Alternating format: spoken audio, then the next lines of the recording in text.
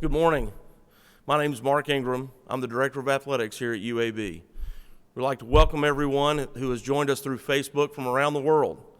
This certainly is a unique way to conduct a press conference, but these are unique times, so we appreciate everyone's participation and their understanding.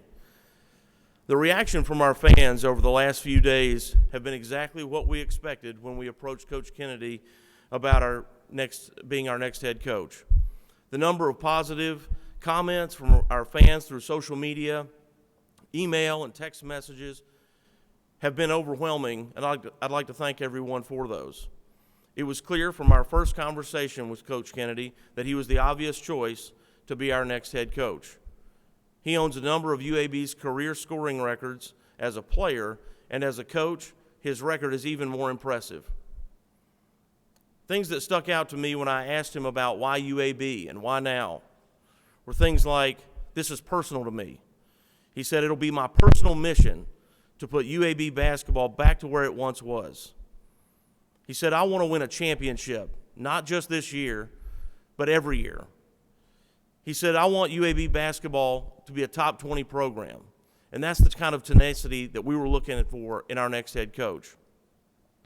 Dr. Watts and I have discussed many times and agree that UAB athletics can be a great program in every sport that we have. And it's clear that Coach Kennedy feels the same way.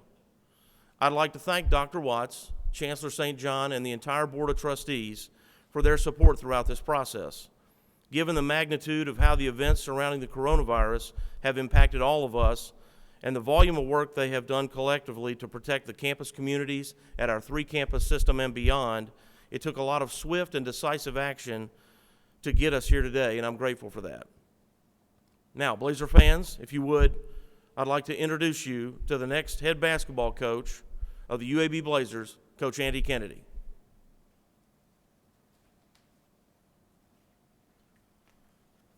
Good morning.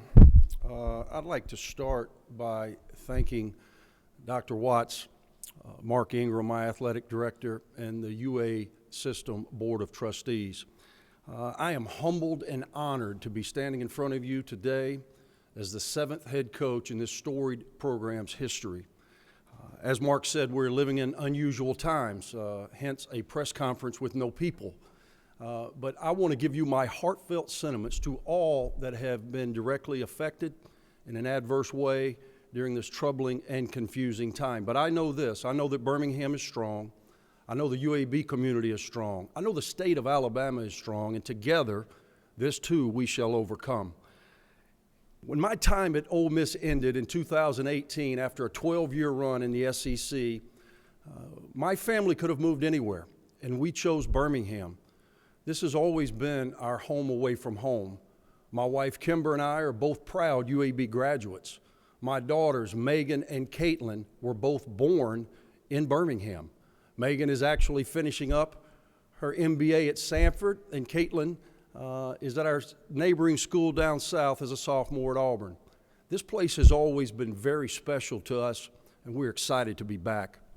In 1977, when Gene Bartow left Westwood in Los Angeles at UCLA, the pinnacle of college basketball, to come to the South Side in Birmingham to start UAB athletics, he did so with a vision to create a nationally relevant basketball program. In year 3, 1981, led by 2 Birmingham natives, Coach Bartow led the Blazers to the Sweet 16. In 82, they doubled down and advanced all the way to the Elite 8. Awakening the college basketball world that South Side of Birmingham is serious about college basketball. It is now my charge, my mission, to bring us back to our rightful place on the college basketball landscape. And with you, your help, that will become our new reality. My first home game as a UAB Blazer was, ironically enough, the first game ever in this building, Bartow Arena, December 3rd, 1988. Coach Bartow and our Blazers were going against another legend, C.M. Newton and the Vanderbilt Commodores, in front of a sellout crowd. Well, that night, a skinny, spiked-haired, cocky, with a RoboCop-looking knee brace sophomore help UAB to a 76-69 victory, creating a special memory in this program's history. It is now my charge, with your help, for us to create more special memories. With your help, we can fulfill Coach Bartow's vision for this program, because I know together we will win as one.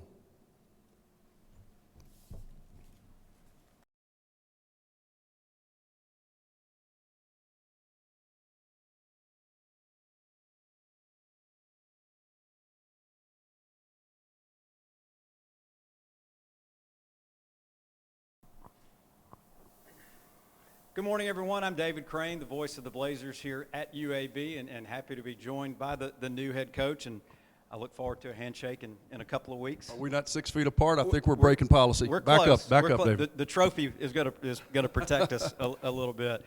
It's so great to have you here. You and I have met a couple of times. Coming back home for you.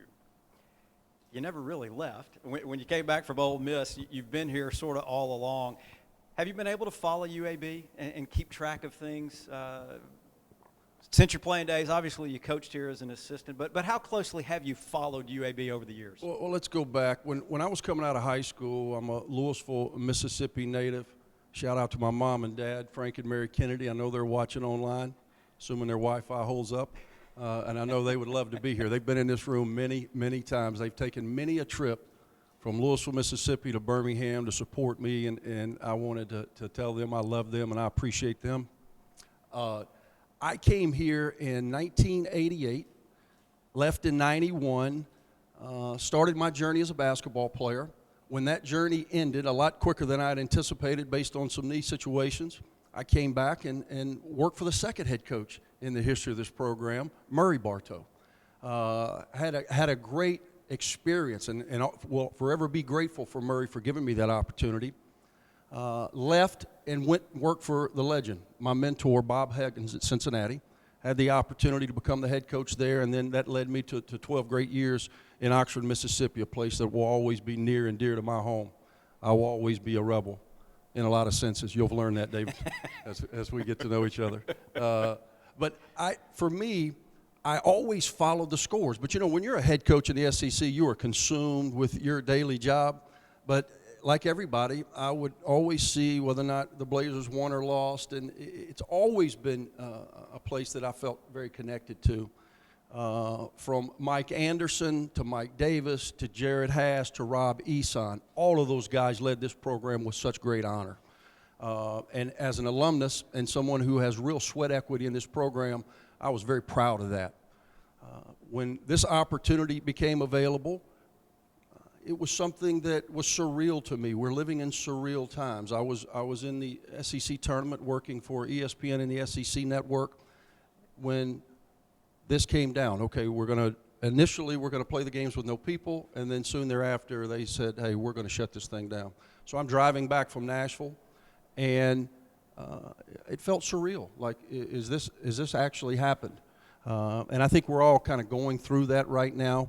This is certainly not the introduction that we wanted, because I can't wait for this room to be filled and to see so many familiar faces and so many people that have supported this program from day one. They've made UAB what it was and what it is.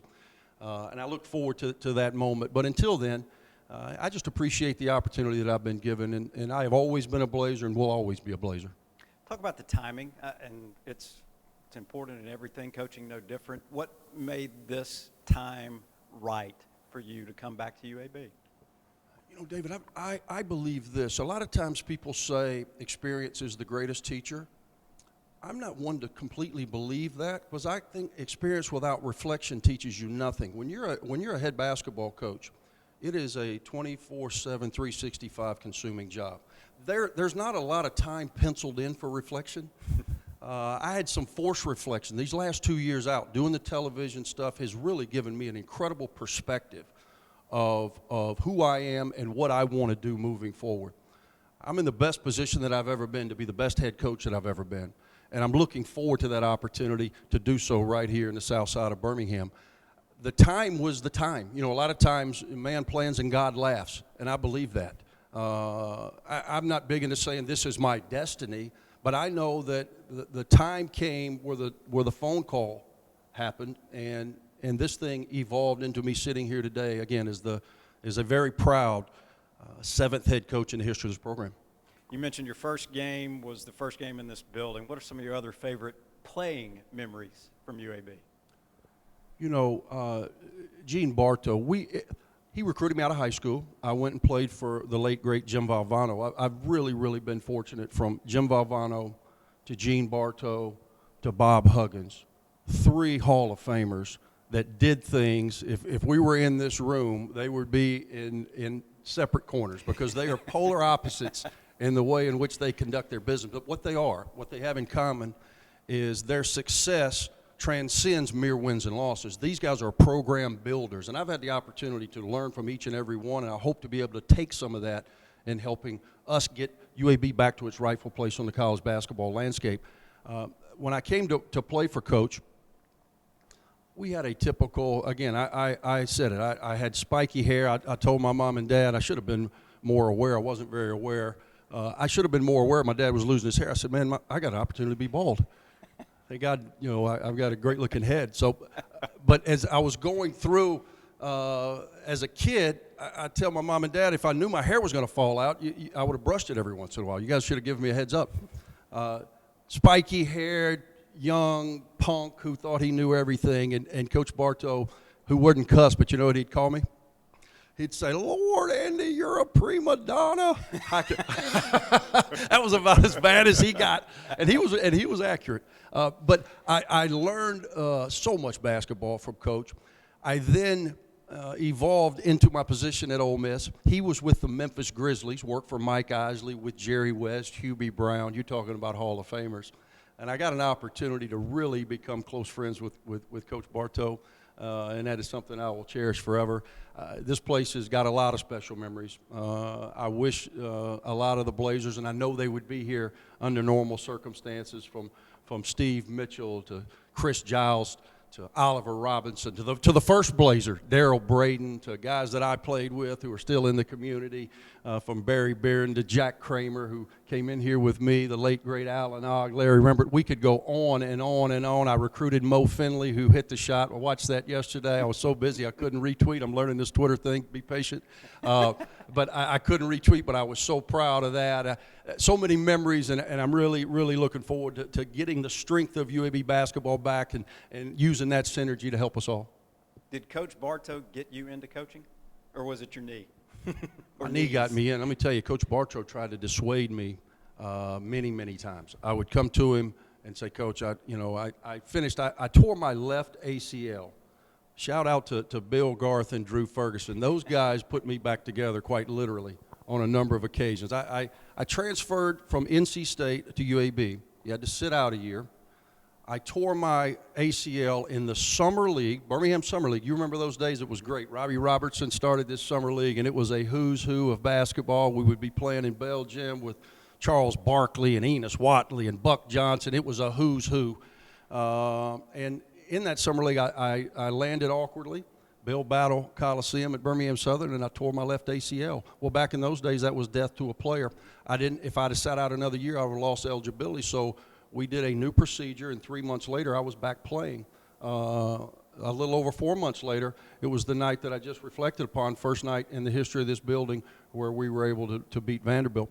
And I scored 26 points, just for the record. But during those times, I was always having knee issues, and then I played professionally, and I would have a few here or there. Then I tore my right ACL playing abroad in Puerto Rico, of all places, another place that has a very close connection to Gene Bartow. He coached their national team one time.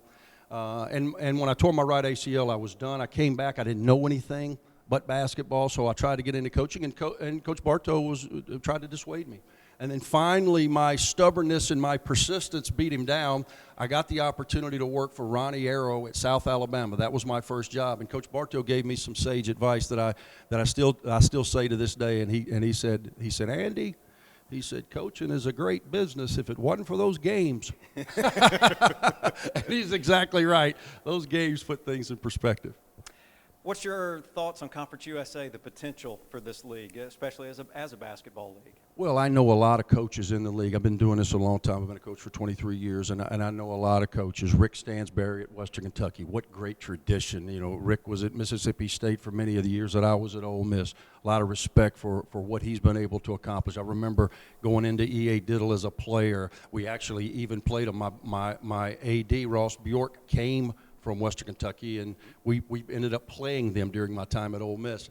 Great respect for that program. Jeff Jones, another pillar in coaching, was a great player at Virginia, was on the team that UAB beat to go to the Sweet 16, I believe, or maybe the Elite Eight. Maybe that was the Elite Eight team with Ralph Sampson. But Jeff Jones was a member of that team and has done wonderful things as a coach. I am getting my arms around understanding the league. Obviously, it'll be a work in progress transitioning, but I know a lot of the coaches. I have been there, done that at most every stop along the way, and I'm excited about the opportunities that the conference provides. Last question that I have for you. We're going to take a few from the media. You've been around Birmingham. You've been in this state. You know how important football is. I know you know how important football is now at UAB. Have you had a chance to visit with Bill Clark, and how excited are you to be a part of what is now an amazing football tradition here on the South Side? What Coach Clark has done is truly amazing, and I'm glad that over the past couple of seasons he is getting acknowledged on a national level. What he has done and his staff has been truly amazing. I actually have talked with Coach Clark. I'm looking forward to locking arms with him and helping moving this program forward. A lot of the coaches throughout this department have reached out, and I appreciate that, and I look forward to partnering with them so that we can all win as one.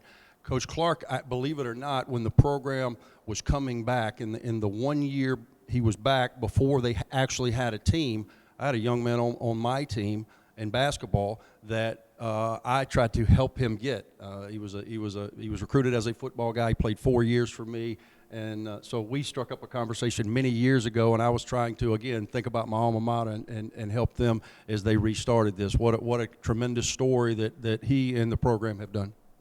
All right, let's shift gears a little bit. We did get some questions from our good friends in the media locally. First one, easy one. What's the potential of UAB basketball?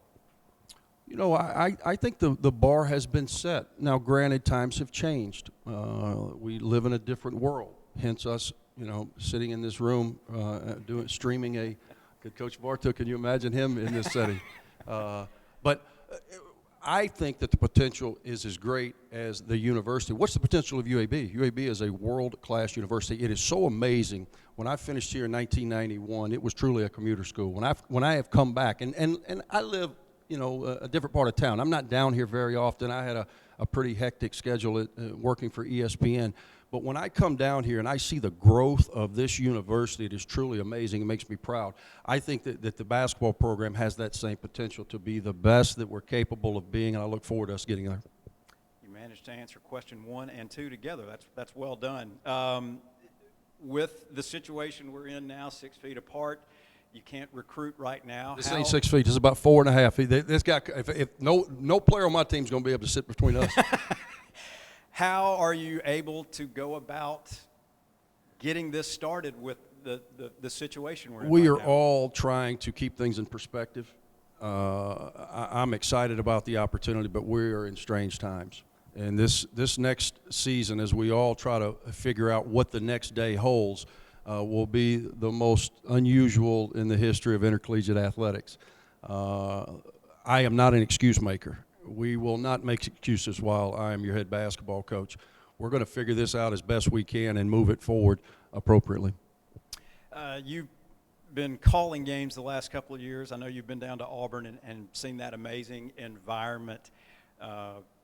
Students prominently featured as part of that environment. How do you manage to attract the UAB students and make Bartow a similar environment? Well, we have got to get them to understand that we are simply ambassadors of the student body. The players that will be on my team are an extension of the student body. They are one of you, and there's got to be an ownership buy-in. That's what Bruce has done such an incredible job of. Nate Oates at Alabama, they've done such an incredible job of explaining ownership to their student body, and that's something that we'll work on as soon as we're allowed.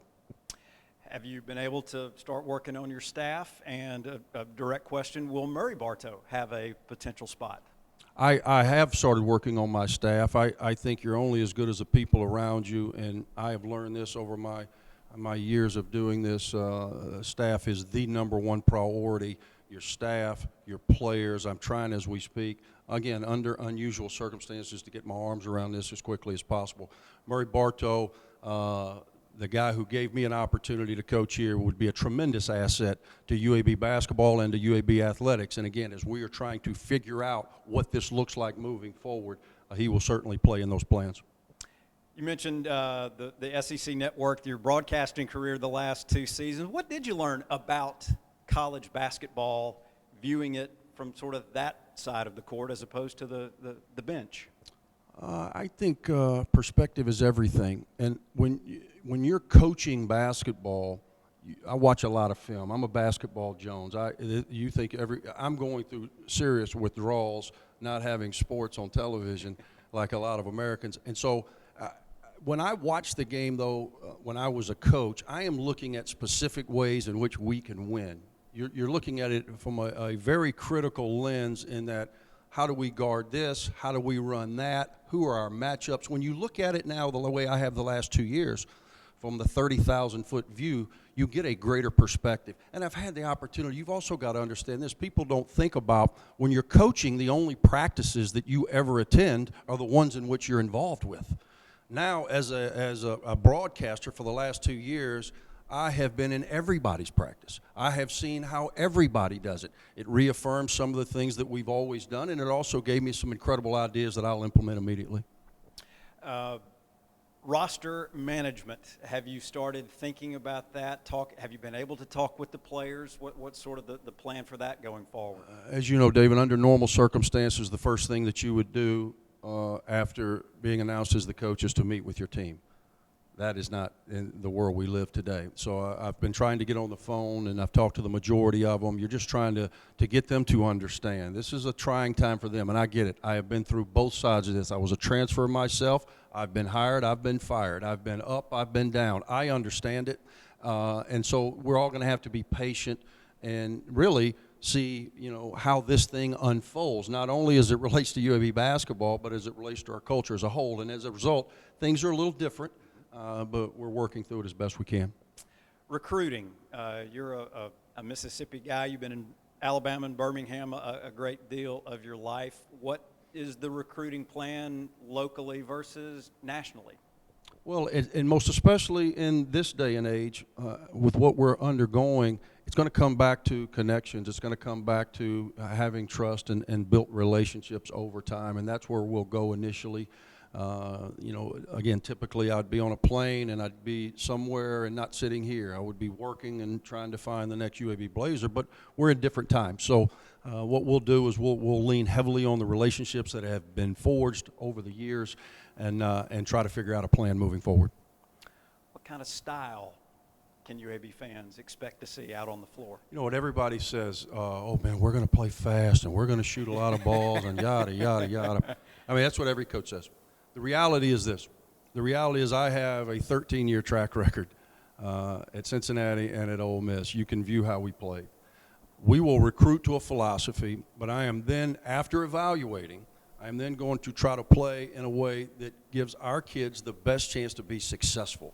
I've learned fans love you win or tie, and there's not a lot of ties in basketball. So we're going to put our kids in a position to be successful on and off the court. We're going to be about ultimate accountability.